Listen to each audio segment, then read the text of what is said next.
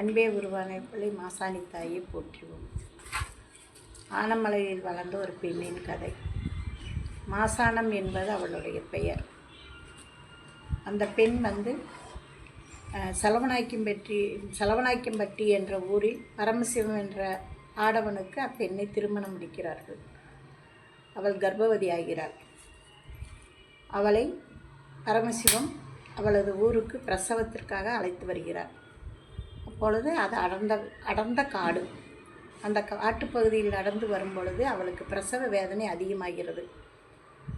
அந்த அதிகமாகும்போது என்னால் நடக்க முடியலைங்க, எங்கள் ஊர் மருத்துவச்சி அந்த குடியில் இருக்காங்க, அந்த வெளிச்சம் தெரியல, அந்த குடியில் இருக்காங்க, அந்த குடியில் போய் அவங்கள கூட்டிகிட்டு வாங்கன்னு சொல்லி மாசாணம் அந்த இடத்துல உட்காந்துக்கிறாங்க.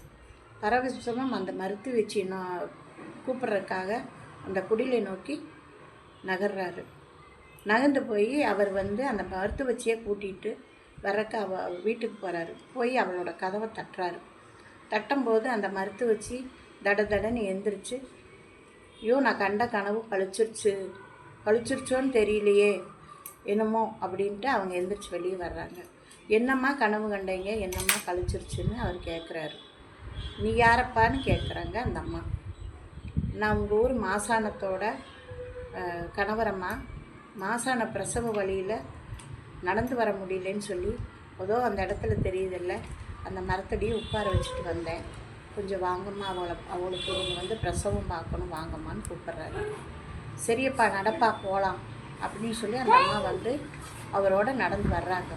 வரும்போது அந்த ஊர் பூசாரி, அந்த ஊர் நாட்டாமை அவங்கெல்லாம் பார்த்துட்டு, எங்கம்மா போகிறீங்க மருத்துவச்சி அம்மான்னு கேட்குறாங்க. அப்போ அந்த அம்மா சொல்லுது, நம்ம ஊர் மாசாணம் பிரசவ வழியில் அதே அந்த காட்டுக்குள்ளே உட்கார வச்சுட்டு வந்திருக்காரம்மா, அங்கே போய் பார்க்கறக்கு போகிறேன்னப்பா அப்படின்னு அந்த அம்மா சொல்கிறாங்க. சரி வாங்கம்மா, நாங்களும் வர்றோம் உங்களுக்கு துணைக்கி அப்படின்னு சொல்லி போட்டு அந்த ஊர்க்காரங்களும் அந்த அம்மா கூட வேகமாக நடந்து வர்றாங்க. நடந்து பார்க்கும்போது அந்த மாசாணம் ஒரு பக்கம் பசுமாட்டு சாணி இழுத்துருக்கு. அந்த அம்மா கீழே அப்படியே படுத்து கிடக்குறாங்க. பக்கத்தில் கருவுற்ற குழந்தை. யோ என்னாச்சு என் மனைவிக்கு இப்படி கிடக்கிறாளே அப்படின்னு சொல்லி அவர் தலைவலையாக அடிச்சுட்டு பரமசிவம் அழுகிறார்.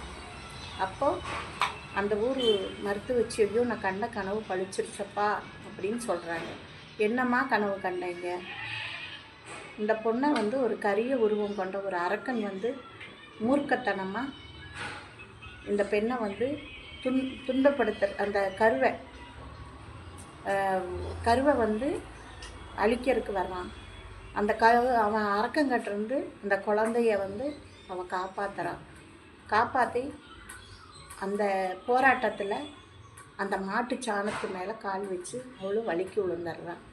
அந்த கரிய உருவத்தையும் அவள் கொன்று போடுறான். அப்போ அந்த மாட்டு சாணத்து மேலே வலிக்கு விழுந்ததுனால அந்த பெண் விமோச்சனம் அடைஞ்சிட்றான். அதுதான் அந்த மாசாணி தாயின்னு பேர். அந்த அம்மா அந்த மாட்டு சாணத்து மேலே அந்த மாசான கால் வச்சு வலிக்கு விழுந்ததுனால அந்த தாயை மாசாணி என்று எல்லோரும் அழைக்கிறாங்க. எல்லோரும் சேர்ந்து கண்ணீர் விடுறாங்க. கண்ணீர் விடும்போது அந்த அம்மா வானளவுக்கு எழுந்து நிற்கிறாங்க. அழுகாதீங்க, நான் பெண்ணாக பிறந்து நான் இவ்வளோ காலங்கள் இந்த பூமியில் வாழ்ந்து இப்படி மறையணுங்கிறது என்ற காலகட்டம். நான் இங்கே எங்கேயும் போகல, இதே இடத்துல ஐதீகமாக இருப்பேன். நீங்கள் இங்கே எனக்கு கோயில் கட்டி என்னை வணங்கி வாங்க. என்னை வணங்கி வர பக்தர்கள் நீதி நேர்மை எந்த சூழ்நிலையில் இருந்தாலும் அவங்களுக்கு நான் அருள்பாவிப்பேன். என்னை அவங்க கஷ்டம்னு கையெடுத்தால் அவங்களுக்கு நான் அவங்களுக்கு அருள்பாவிச்சு கொண்டே இருப்பேன். நான் இந்த இடத்துல ஒரு நீதி தேவதையாக நிற்பேன். நீங்கள் எல்லோரும் என்னை வணங்கி வாங்க அப்படின்னு சொல்லிட்டு அந்த அம்மா மறைஞ்சிட்றாங்க. அதுலேருந்து ஆனமலையில் மாசாணி தாயின்னு அந்த அம்மாவை கோயில் கட்டி எல்லா மக்களும் வழிபட்டுட்டு வர்றாங்க. கஷ்டம்னு நினச்சி யார் வந்தாலும் அந்த அம்மா அந்த மக்களுக்கு அருள் கொடுப்பாங்க. தாயே போற்றியோம் மாசாணி அம்மா.